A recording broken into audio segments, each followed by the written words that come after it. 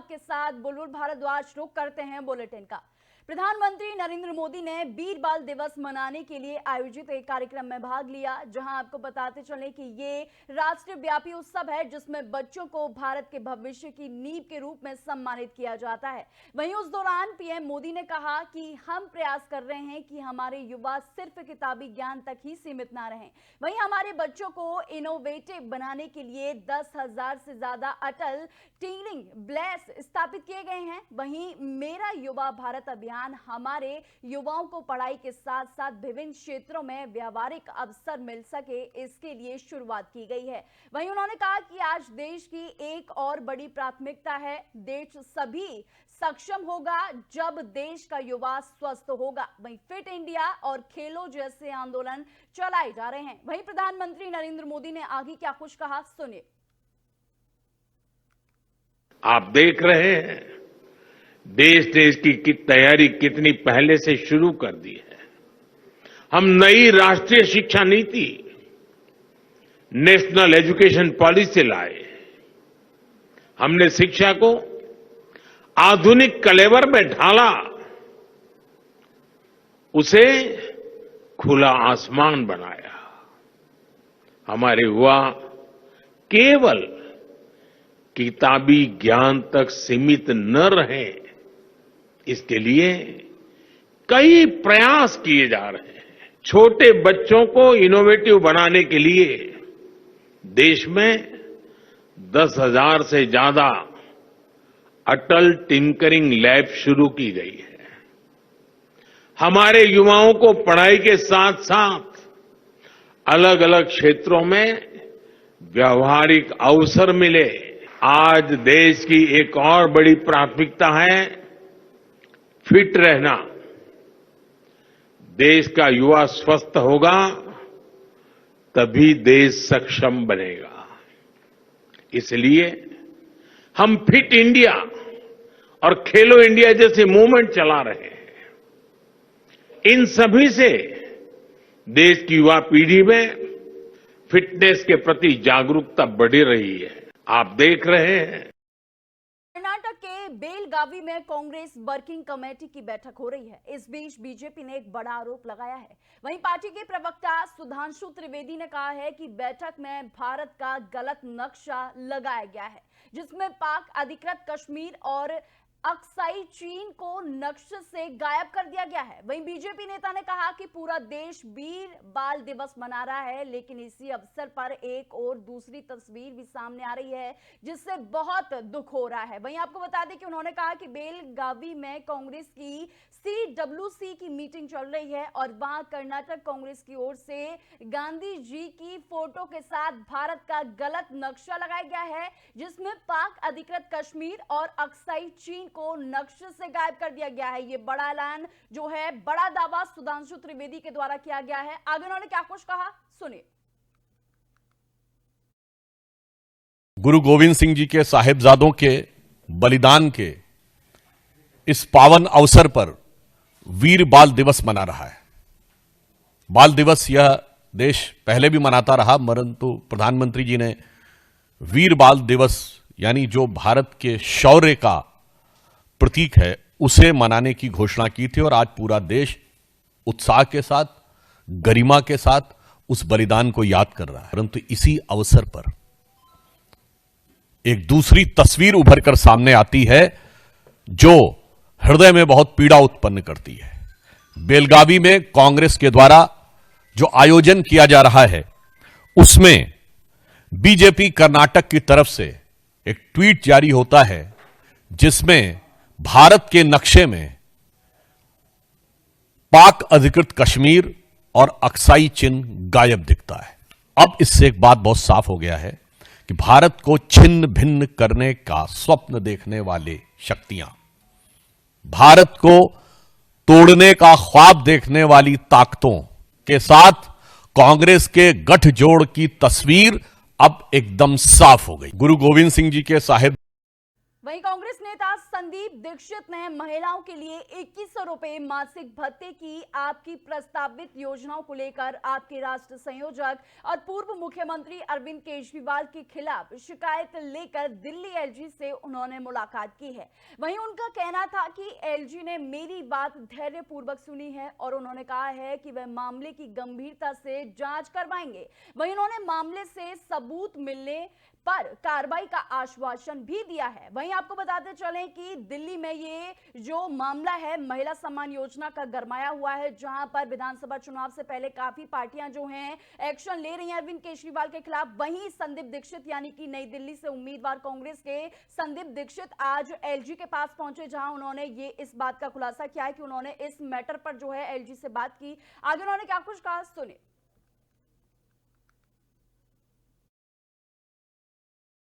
देखिए, जो मैंने चिट्ठियां दी हैं उसकी डिटेल्स मैंने एलजी साहब से शेयर की है और मैं धन्यवाद देता हूं, उन्होंने बड़ी पेशेंटली सुना। स्वाभाविक है कि एलजी साहब हैं, गवर्नमेंट के हेड हैं, वो अपनी तरफ से कोई कमेंट नहीं करेंगे। उन्होंने कहा कि जो भी मैंने कंप्लेंट्स दी हैं उसको वो सीरियसली तहकीकात कराएंगे और अगर उनमें कुछ उनको साक्ष्य दिखता है तो फिर उसके बाद वो ही इज अश्योर्ड कि वो फुल एक्शन इस पे लेंगे। जो एक इश्तहार आया दिल्ली सरकार का, उसने इस बात को प्रूव कर दिया कि ऐसी कोई स्कीम नहीं थी। यानी मुख्यमंत्री दिल्ली और अरविंद केजरीवाल जी खुलेआम पब्लिक को झूठ कर रहे हैं, फरेब कर रहे हैं। और किसी फरेबी स्कीम के अंदर अगर आप लोगों का डेटा लें, उनको स्कीम भरवाएं, तो ये धोखाधड़ी का मामला बनता है, जिसको हम लोग सामान्य हिंदी में 420 कहते हैं। और मैंने एलजी साहब से कहा कि जो भी इसका हो, तो उनका नहीं, इसकी हम चेकअप करवाते हैं, अगर इसमें कोई तथ्य होंगे और आप जो कह रहे हैं सही है तो अप्रोप्रिएट एक्शन लिया जाएगा प्रशासन और पुलिस द्वारा। आज सवेरे मुझे भी खबर आई, आज ये कल शाम को बहुत से मौलाना गए इनके पास कि वक्फ बोर्ड से हमें 6-6 महीने से तनख्वाहें नहीं मिल रही है। तनख्वाहें तो तभी नहीं मिलेंगी ना जब सरकार के पास पैसा नहीं है। आप दिल्ली के कॉलेजेस में जाइए, वहां प्रोफेसर आपको बताएंगे कहीं 3 महीने, कहीं 6 महीने, कहीं 8 महीने में तनख्वाह नहीं मिल रही। देखिए, ये वो कमजोर लोग हैं जिनसे वोट नहीं प्रभावित होता है। तो सरकार के पास पैसा नहीं है तो सबसे पहले कमजोर वर्ग के, राजनीतिक रूप से कमजोर की तनख्वाहें रोकते हैं। और अगर इसी तरीके से सरकार चली और कहीं गलती से आम आदमी पार्टी की सरकार आ गई तो 2-1 साल में वही हाल होगा जो उन राज्यों में होता है जहां सब कुछ चौपट हो गया कि ना तनख्वाहें बटेंगी, ना विकास का कोई काम होगा। देखिए, जो मैंने चिट्ठियां दी हैं उसकी डिटेल्स मैंने सरगर्मी तेज है। आम आदमी पार्टी यानी कि आप और कांग्रेस के बीच तनातनी बढ़ गई है। आम आदमी पार्टी ने कांग्रेस से अजय माकन पर कार्रवाई की मांग उठाई है। वहीं दिल्ली की मुख्यमंत्री आतिशी का कहना है कि कांग्रेस के बयानों से यह स्पष्ट हो गया है कि दिल्ली चुनाव के लिए कांग्रेस ने भाजपा के साथ समझौता कर लिया है। उन्होंने कहा कि कल कांग्रेस के वरिष्ठ नेता अजय माकन ने कहा कि अरविंद केजरीवाल देशद्रोही हैं। मैं कांग्रेस पार्टी से पूछना चाहती हूं कि क्या उन्होंने कभी किसी भाजपा नेता पर यही आरोप लगाए हैं? नहीं ना। लेकिन आज कांग्रेस अरविंद केजरीवाल पर देशद्रोही का आरोप लगा रही है। वहीं कांग्रेस ने कल मेरे और अरविंद केजरीवाल के खिलाफ एक एफआईआर दर्ज कराई। क्यों और क्या कांग्रेस ने कभी किसी भाजपा नेता के खिलाफ ये एफआईआर दर्ज कराई है, जहां पर बीजेपी और कांग्रेस को इन्होंने घेरा है, जहां पर सीएम आतिशी ने एक बड़ा ऐलान कर दिया है और बड़ा दावा किया है कि कांग्रेस ने बीजेपी से समझौता कर लिया है। वहीं आपको बताते चले कि यहां पर विधानसभा चुनाव से पहले जो है तीनों ही पार्टियां जो है चर्चाओं का केंद्र बनी हुई हैं। कोई किसी पर आरोप और प्रत्यारोप का दौर जो है वो भी जारी है। वहीं अब आतिशी ने यानी कि मुख्यमंत्री ने एक बड़ा दावा कर दिया है कि कांग्रेस ने बीजेपी से समझौता कर लिया है। और वहीं उन्होंने अजय माकन की गिरफ्तारी का भी मुद्दा उठाया है, जहां उन्होंने अल्टीमेटम दिया है कि अजय माकन को जो है गिरफ्तार किया जाए। वहीं आपको बताते चलें कि 24 घंटे के अंदर माकन पर कार्रवाई की जानी चाहिए। सीएम आतिशी ने जो है कांग्रेस को अल्टीमेटम ये दिया है 24 घंटे का, जहां पर आपको बता दें कि कांग्रेस का जो है संदीप माफ कीजिए माकन को गिरफ्तारी की मांग उठाई है आपने। जहां मैं आपको बताती चलूं कि आपकी जो सरकार है वो दिल्ली विधानसभा चुनाव में धरातल पर उतरकर जनता के सामने अपनी सारी चीजों को स्पष्ट तौर पर रख रही है। वहीं अब यानी कि दिल्ली की सीएम आतिशी ने एक बड़ा दावा कर दिया है कांग्रेस को लेकर, जहां उन्होंने कांग्रेस पर यह सीधा जो है आरोप लगाया है और दावा किया है कि कांग्रेस ने बीजेपी से समझौता कर लिया है। जहां पर उन्होंने ये भी कहा कि कांग्रेस ने जब बीजेपी से समझौता किया है तो लोकसभा चुनाव इंडिया गठबंधन में हमारे साथ क्यों लड़े। ये बड़ा दावा है सीएम आतिशी ने जहां पर प्रेस कॉन्फ्रेंस की, जहां पर ये बड़ा दावा किया कि कांग्रेस ने बीजेपी से समझौता कर लिया है। वहीं माकन पर कार्रवाई करने का 24 घंटे का अल्टीमेटम सीएम आतिशी ने कांग्रेस को दिया है। वहीं आपको बताती चलूं कि भाजपा के साथ समझौता कर लिया है, ऐसा बयान सीएम आतिशी के द्वारा जो है आज प्रेस कॉन्फ्रेंस में दिया गया है। इसी के बाद दिल्ली में विधानसभा चुनाव को लेकर सरगर्मी जो है और भी तेज हो गई है। वहीं मैं आपको बताती चलूं कि आप और कांग्रेस का जो तनातनी जो इस समय चल रही है वो काफी चुनावों में इफेक्ट डालने वाली है।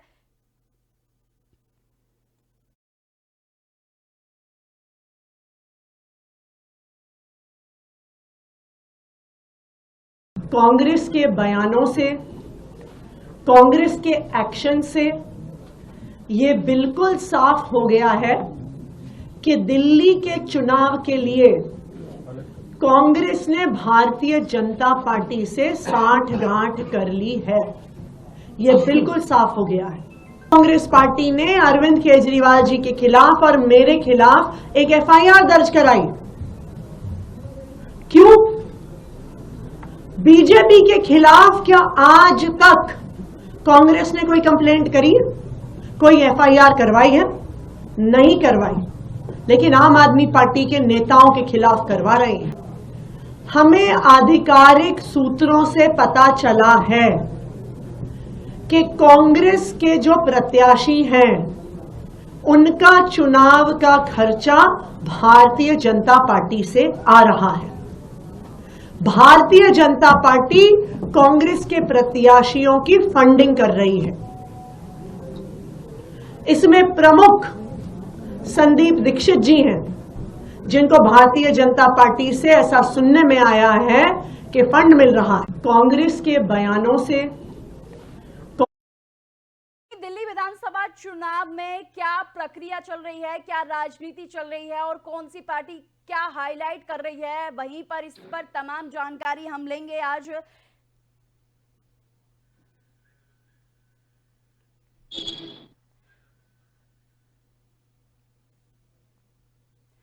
वहीं दिल्ली विधानसभा चुनाव से पहले सीएम आतिशी का बड़ा बयान आना, इस पर तो चर्चा जरूर बनती है। वहीं हमारे साथ दिल्ली ब्यूरो चीफ हमारे साथ इसमें कमल सेठ जी जुड़ रहे हैं। कमल सेठ जी, आपका बहुत बहुत शुक्रिया।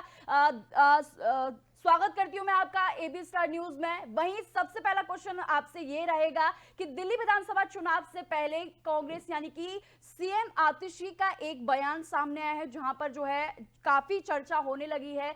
उन्होंने ये बयान दिया है कि कांग्रेस ने बीजेपी से समझौता कर लिया है। दिल्ली विधानसभा में चुनाव से पहले सत्ताधारी आम आदमी पार्टी और कांग्रेस के बीच जो है टकराव बढ़ता जा रहा है। जिस तरह से कल जो कांग्रेस यूथ कांग्रेस के एक नेता ने दिल्ली के पूर्व मुख्यमंत्री अरविंद केजरीवाल और आतिशी के खिलाफ जो है महिला सम्मान योजना को लेकर मुकदमा दर्ज किया। उसके बाद कल जो सुबह एक प्रेस वार्ता हुई दिल्ली प्रदेश कांग्रेस ने, जिसमें पूर्व केंद्रीय मंत्री अजय माकन ने आम आदमी पार्टी पर जो आरोप लगाते हुए तमाम उनके जो है पिछली कमियां गिनी। इसके साथ ही साथ दिल्ली के पूर्व मुख्यमंत्री अरविंद केजरीवाल को देशद्रोही और फर्जीवाल कहा कि अरविंद केजरीवाल फर्जी योजनाओं के किंग है। तो इन तमाम बयानों के बाद से आम आदमी पार्टी बिल्कुल आग बबूला हो चुकी है। और आज अब कुछ देर पहले दिल्ली की मुख्यमंत्री आतिशी और राज्यसभा के उनके वरिष्ठ सांसद संजय सिंह ने प्रेस वार्ता में उन्होंने कांग्रेस पर सीधा सीधा आरोप लगाया कि कांग्रेस ने जो भारतीय जनता पार्टी से गठबंधन कर लिया है और भारतीय जनता पार्टी कांग्रेस को फंडिंग कर रही है। तो फंडिंग तक का आरोप लगाया।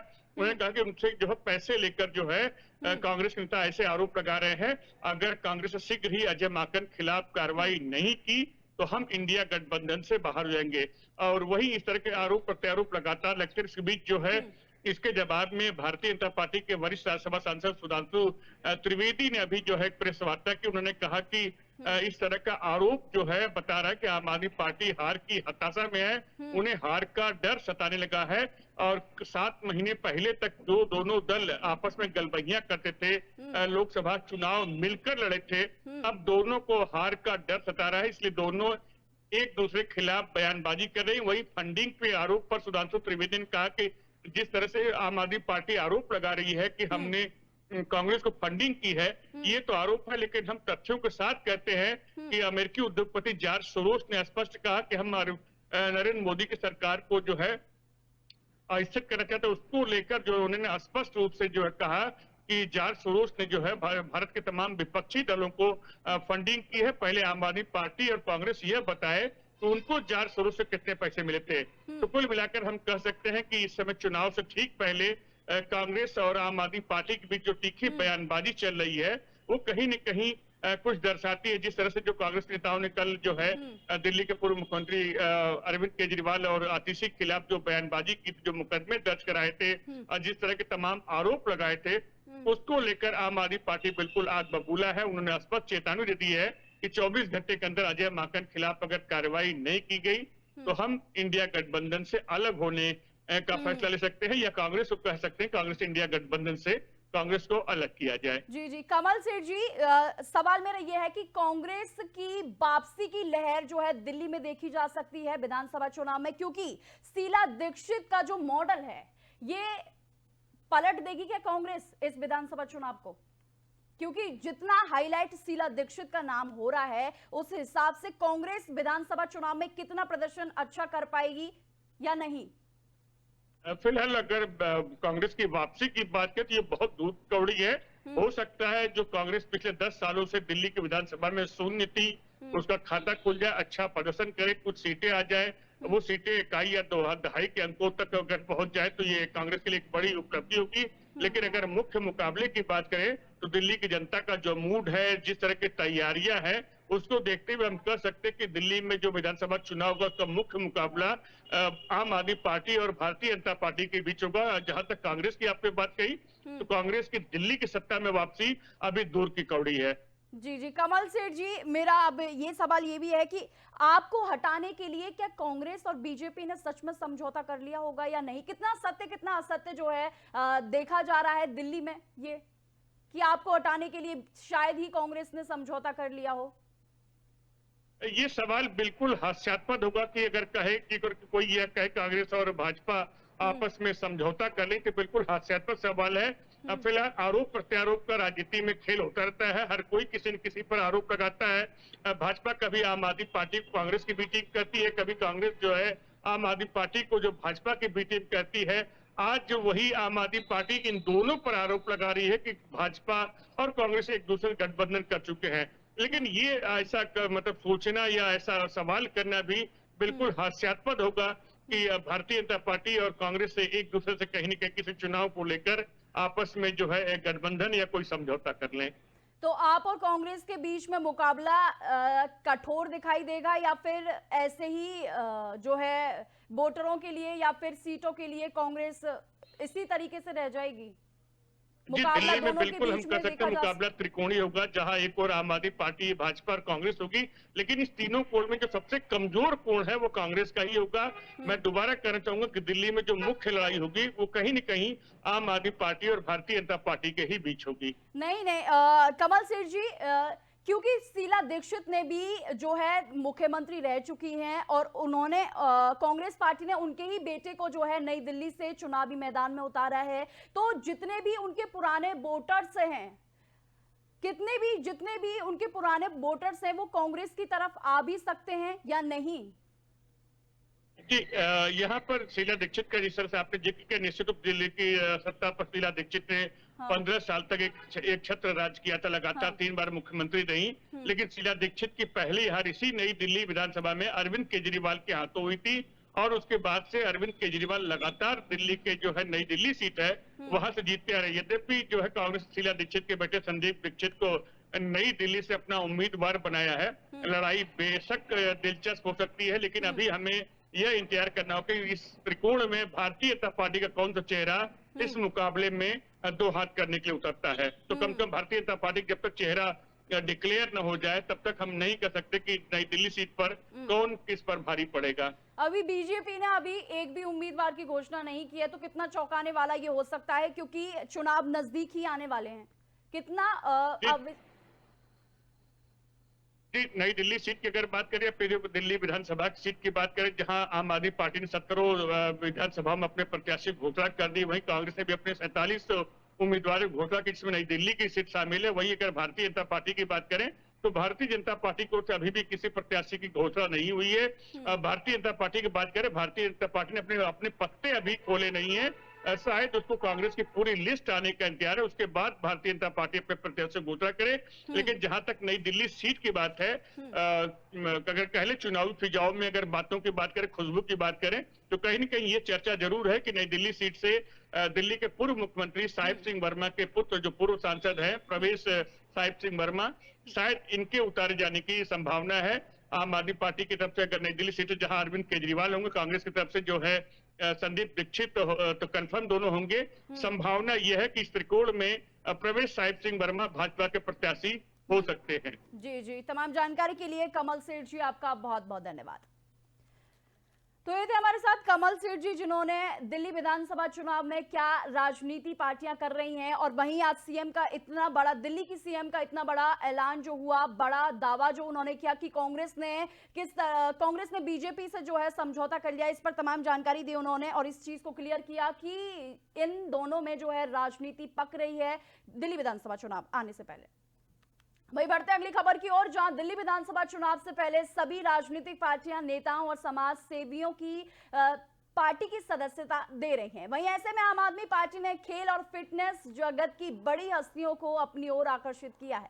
अंतर्राष्ट्रीय स्तर पर कुश्ती और खेल में भारत का प्रतिनिधित्व कर चुके फिटनेस इन्फ्लुएंसर रोहित दलाल ने अरविंद केजरीवाल की मौजूदगी में आपका दामन थामा। उनके साथ करीब 70 से 80 बॉडी बिल्डर्स भी पार्टी में शामिल हुए हैं। वहीं पार्टी में शामिल होते ही रोहित दलाल ने फिटनेस और खेल से जुड़े मुद्दों को उजागर किया। वहीं इस दौरान अरविंद केजरीवाल ने भरोसा दिलाया कि आप सरकार बनने पर जिन मालिकों और स्पोर्ट्स एसोसिएशन से जुड़े मसलों का समाधान प्राथमिकता से किया जाएगा। वहीं आपको बताते चलें कि 12 सितंबर 2024 को ही दिल्ली में जिम ट्रेनर नादिर शाह की हत्या हुई थी, जिसे लेकर काफी समय तक जो है सरगर्मी बरकरार रही। आगे अरविंद केजरीवाल ने क्या कुछ कहा, सुनिए। तिलकराज जी, रोहित जी, अक्षय जी और इनके साथ लगभग 70-80 बॉडी बिल्डर्स और रेसलर्स आम आदमी पार्टी में शामिल हो रहे हैं। हम सब लोगों को स्वस्थ रहना बहुत जरूरी है। शरीर है तो जहान है, अगर स्वास्थ्य नहीं होगा तो फिर सब चीजें बेमानी हो जाती हैं। रोहित जी, तिलकराज जी, अक्षय जी, इन लोगों ने लोगों को स्वस्थ रखने के लिए और खुद इन्होंने अलग अलग स्तर पे, राष्ट्रीय स्तर के ऊपर, अंतर्राष्ट्रीय स्तर के ऊपर भारत का कई बार प्रतिनिधित्व किया है रेसलिंग में और अन्य स्पोर्ट्स में। आज ये कई बच्चों को, युवाओं को ट्रेनिंग देते हैं और आम लोगों को भी स्वस्थ रहने के लिए अलग अलग तरह से ट्रेनिंग देते हैं, प्रेरणा देते हैं। तिलकराज जी, रोहित जी, अक्षय। कल के बुलेटिन में सिर्फ इतना ही। देश और दुनिया की तमाम खबरों के लिए देखते रहिए एबी स्टार न्यूज।